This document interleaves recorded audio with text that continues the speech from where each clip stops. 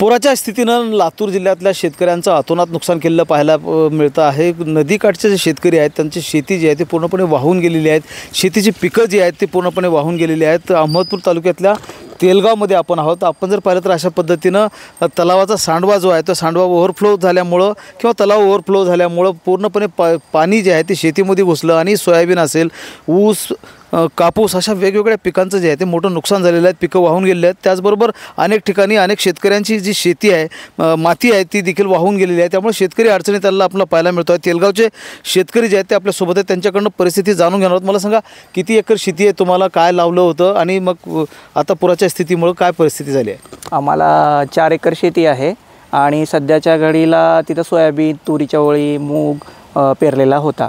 परंतु ही अचानक कमी वेळात प्रचंड पाऊस पडला, त्यामुळे वर आमच्या जो पाझर तलाव आहे त्याचा एक्सेस जे वॉटर आहे ते या सांडव्यामार्फत येतं। ते पूर्ण दोन्ही साईडच्या शेतांना इफेक्ट केलेला आहे आणि जवळपास 40 ते 45 हेक्टर म्हणता येईल, 70-80 एकरच्या जवळपास शेतकऱ्यांचं दोन्ही बाजूच्या नुकसान झालेलं आहे। तुमची काय स्थिती झाली आहे? किती एकर शेती आहे? तुम्हाला कोणतं पीक वाहून गेलं तुमचं वगैरे? आमचं 2 एकर सोयाबीन, 2 एकर कापूस पूर्णच वाहून गेलेला आहे। काहीच राहिलं नाही मध्ये। तळ्याचं वरफुल पाणी होऊन मध्ये शिरले पाणी।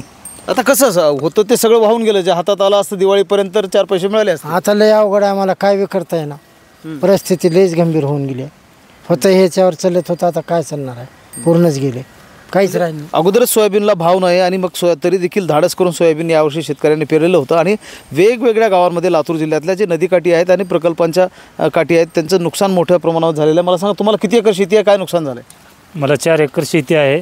सोयाबीन, तूर, ऊस भरपूर प्रमाणामध्ये नुकसान झालेली आहे। आता आमचं दुसरा सोर्स नाही आम्हाला आता खायला प्यायला, याच्यावरच आधारित आहोत आम्ही।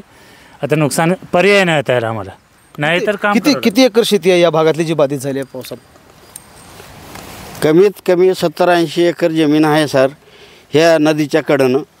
ह्या पूर्ण शेतकऱ्याचं काहीच राहिलं नाही, पूर्ण उद्ध्वस्त झाले त्याचं पाण्यामुळे। आणि ह्या शेतकऱ्याला आता खायला मोतात आहेत। लोकांचे पैसे काढून काही करून सोयाबीन, कापसं, ऊस काही लावले ह्या लोकांनं। आता ह्याला कसलाच आधार राहिला नाही, तरी शासनानं आता काही तर आम्हाला दखल द्यावं। ह्या शेतकऱ्याचं काही तर शेतकऱ्यांची जी काही परिस्थिती झालेली आहे ह्याचं लक्षात घेऊन प्रशासनानं तातडीनं पंचनामे करावेत आणि सरकारनं मदतीचा हात पुढे करावा, तेव्हा शेतकरी या परिस्थितीतून उभा राहू शकेल, अशा प्रकारची मागणी जी आहे ते शेतकरी करत आहेत। महेंद्र जोंधळे, TVN मराठी, लातूर।